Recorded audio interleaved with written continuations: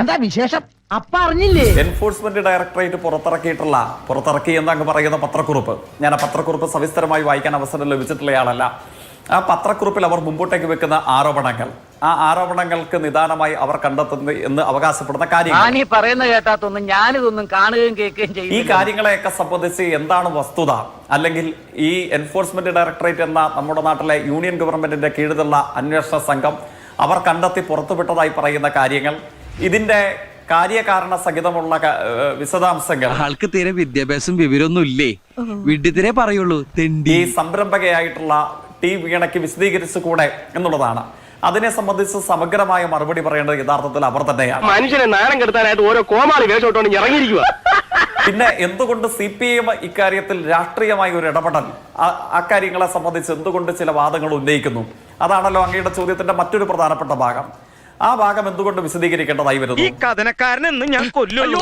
നീയെ കുറെ നാളായി കഥനയായിട്ട് നടക്കണം. അതായത് കേരളത്തിൽ ഇപ്പോ ഈ സംരംഭത്തെ സംബന്ധിച്ചുള്ള പല കേസുകളും ഇപ്പോ തൊട്ടു മുമ്പ് ചർച്ചയിൽ പങ്കെടുത്ത ബഹുമാനിയായ കോൺഗ്രസ് നേതാവ്, ആ കോൺഗ്രസ് നേതാവിനേക്കാൾ വലിപ്പമുള്ള മൂവാറ്റുപുഴ MLA, വലിയ കോൺഗ്രസ് നേതാവ്, അദ്ദേഹം പല ആവർത്തി വിവിധ കോടതികളിൽ കൊണ്ട കേസ് നടത്തിയിട്ടുണ്ടായിരുന്നല്ലോ. ആരുടെയെങ്കിലും ഒക്കെ പുറത്ത് കുതിര കയറാൻ തുടങ്ങുന്ന അസുഖം ഉണ്ടല്ലോ, അത് നിങ്ങൾക്ക് ഈയിടെ വളരെ കൂടുതൽ. അദ്ദേഹം മാത്രമല്ല, വിശാലാർത്ഥത്തിൽ കേരളത്തിലെ അന്നത്തെ കേരളത്തിലെ പ്രതിപക്ഷം കോൺഗ്രസിന്റെ നേതൃത്വത്തിലുള്ള UDF ഈ സംഘമാകെ പ്രചുര പ്രചാരണം നടത്താൻ ശ്രമിച്ചത് ഈ നെപ്പോട്ടിസത്തെ സംബന്ധിച്ചുള്ള സുപ്രധാനമായ ചില ആരോപണങ്ങളും കാര്യങ്ങളുമായിരുന്നല്ലോ. അതിനെ സംബന്ധിച്ചുള്ള മുൻ കോടതി ഉത്തരവുകളെ സംബന്ധിച്ച് ഞാനൊന്ന് ഓർമ്മിപ്പിച്ചു എന്ന് മാത്രമേ ഉള്ളൂ. അറിയാൻ മേലാത്തോണ്ട് ചോദിക്കുക. ഈ കാര്യത്തിൽ സമഗ്രമായി എന്തെങ്കിലും ഇപ്പോൾ പുതുതായി പുറത്തു വന്നിട്ടുള്ള കാര്യങ്ങളെ സംബന്ധിച്ച് ഞാൻ മനസ്സിലാക്കുന്നു, ഇപ്പോഴത്തെ ബേപ്പൂർ MLA-യും CPIM-ന്റെ സംസ്ഥാന സെക്രട്ടേറിയറ്റ് അംഗവുമായിട്ടുള്ള സഖാവ് മുഹമ്മദ് റിയാസ്, അദ്ദേഹത്തിന്റെ ഇത്തരത്തിലുള്ള പ്രധാനപ്പെട്ട രേഖകൾ തെരഞ്ഞെടുപ്പ് സംബന്ധമായി കമ്മീഷൻ രാജ്യത്തിന് പബ്ലിക് ഡൊമൈന് മുമ്പാകെ സമർപ്പിക്കുന്ന രേഖകളടക്കം പരാമർശിച്ചിട്ടുള്ള ഇത്തരം കാര്യങ്ങളെ സംബന്ധിച്ച് പുതിയ ആരോപണങ്ങളുണ്ടോ? അതിനെ സംബന്ധിച്ച് അവർ വിശദീകരിക്കും. എന്താ ചിരിക്കുന്നത്? അല്ല, നിന്റെ തമാശ എനിക്ക് ഇഷ്ടമായി. പിന്നെ ഇക്കാര്യത്തിലെ രാഷ്ട്രീയ വശം എന്താണ്? ആ രാഷ്ട്രീയ വശം ഇത്തരം വിഷയങ്ങളുടെ മറവിൽ നമുക്ക് ചർച്ച ചെയ്യാതിരിക്കാൻ കഴിയില്ല. ഇത്തരം വിഷയങ്ങളുടെ മറവിൽ നമുക്ക് ഒഴുക്കിക്കളയാനോ നിശബ്ദമാക്കാനോ കഴിയുന്നതല്ല.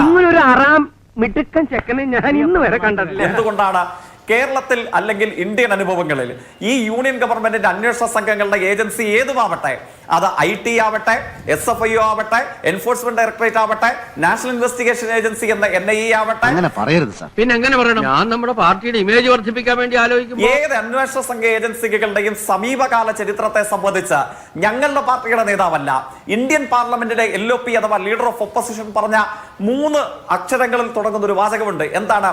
DPD. അങ്ങനെയാണ് അദ്ദേഹം പറഞ്ഞത്. അഭിപ്രായം ചോദിച്ചാൽ തനിക്ക് തോന്നുന്ന അഭിപ്രായമാണ് പറയുന്നത്. പിന്നെ തനിക്ക് തോന്നിയ അഭിപ്രായം ഞാൻ പറയണം. വയനാട് മുൻ MP ആയിട്ടുള്ള ഇപ്പോഴത്തെ നമ്മുടെ പ്രതിപക്ഷ നേതാവ് രാഹുൽ ഗാന്ധിയെ അദ്ദേഹം പറഞ്ഞത് എന്താണ്? ഡേറ്റി പൊളിറ്റിക്സ് ഡിപ്പാർട്ട്മെന്റ്, അതായത് രാഷ്ട്രീയ നിരപേക്ഷമായി പ്രതിപക്ഷ നേതൃധാരയിൽ അധികാര പദവികളിൽ ഇരിക്കുന്ന നേതാക്കന്മാരെ, അവരുടെ കുടുംബാംഗങ്ങളെ വേട്ടയാടാനുള്ള. ഏതാ നിന്റെ രാജ്യം?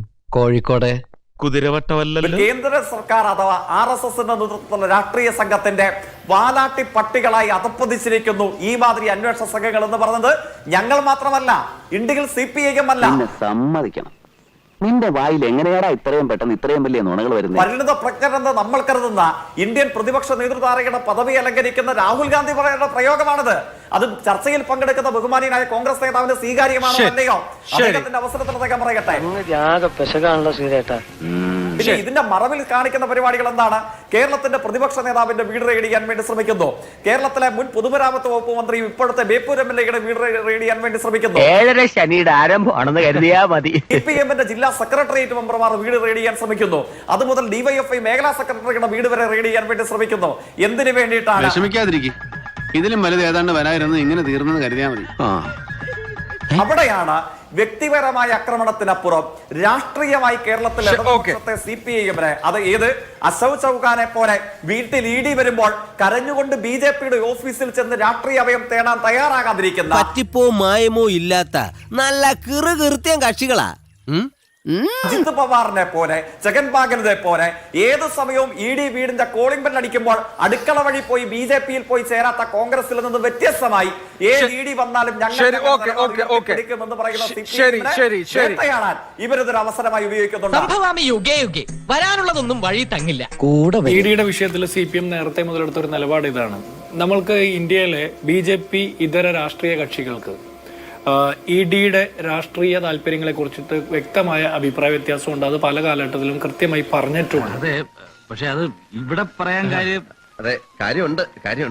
അത് ഓരോ സംസ്ഥാനത്തുമുള്ള BJP വിരുദ്ധ രാഷ്ട്രീയ ചേരിയിൽ നിൽക്കുന്ന ആളുകളെ വേട്ടയാടാൻ അവർ ആ ടൂൾ ഉപയോഗിച്ചിട്ടുണ്ട്.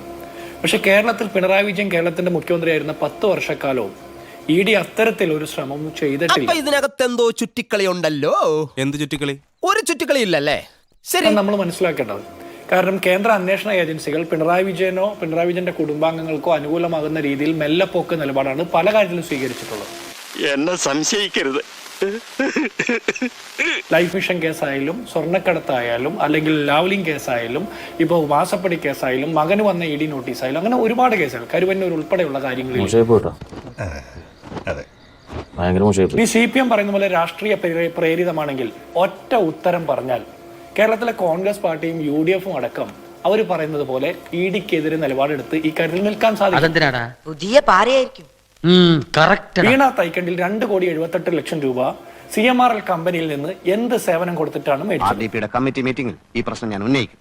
അയ്യോ അത്രയ്ക്കൊന്നും വേണ്ട. വീണ തൈക്കണ്ടിയിലും അവരുടെ ജീവിത പങ്കാളിയായിട്ടുള്ള മുഹമ്മദ് റിയാസ് MLA-യും മുൻ മുഖ്യമന്ത്രി പ്രതിപക്ഷ നേതാവ് പിണറായി വിജയനും അടക്കം പൊതുസമൂഹത്തിന്റെ മുമ്പിൽ ഇതുപോലെ നാണം കെട്ട് വിളറി നിൽക്കുന്ന സമയത്ത് പോലും എവിടെ വെച്ച് വേണേലും ചേട്ടനെ തെറി പറഞ്ഞു. ഇവിടെ എനിക്കൊരു പ്രത്യേക സ്റ്റാറ്റസ്. വെളിപ്പെടുത്താനാകാത്ത അത്ര രാജ്യസുരക്ഷയെ ബാധിക്കുന്ന വിഷയമൊന്നുമല്ലല്ലോ അവർ കൊടുത്ത സേവനം. എന്തായിരുന്നു ആ 2.25 കോടി രൂപയുടെ സേവനം എന്ന് പറഞ്ഞാൽ പകുതി പ്രശ്നങ്ങൾ തീരൂല. എനിക്കൊന്നും അറിയാൻ മേലടോ, എന്റെ തല ചുറ്റുന്നു. AKG centre care of address ആക്കി വെച്ച് IT കമ്പനി തുടങ്ങി. IT കമ്പനിയുടെ മറവിൽ ഇതുപോലെ മാസപ്പടി വാങ്ങിയതിനു ശേഷം കുറച്ചു കാലത്തിന് ശേഷം ആ കമ്പനി നഷ്ടത്തിലാകുന്നു എന്നുള്ള രീതിയിൽ അത് പൂട്ടിപ്പോയി. എല്ലാം ഇയാൾക്കറിയാം. ശരിയല്ലടോ? അതെ ശരിയാണ്. എന്നിട്ട് അടുത്തത് എന്താ തോന്നുന്നത്? ലേക്കർ ഇന്ത്യ കോർപ്പ് എന്ന് പറഞ്ഞ ഒരു കമ്പനി തുടങ്ങുന്നു. എന്താണ് അത്? അഫിഡവിറ്റി കാണിച്ചിട്ടുണ്ടെന്ന് പറയാം. ഇലക്ഷൻ സമയത്ത് ഒറ്റമുറി കമ്പനി, തുറക്കാറ് പോലുമില്ല. ഫ്രണ്ടിൽ ഒരു നോട്ടീസ് അടിച്ചു വെച്ചിട്ടുണ്ട്. 3,500 രൂപ വാടക.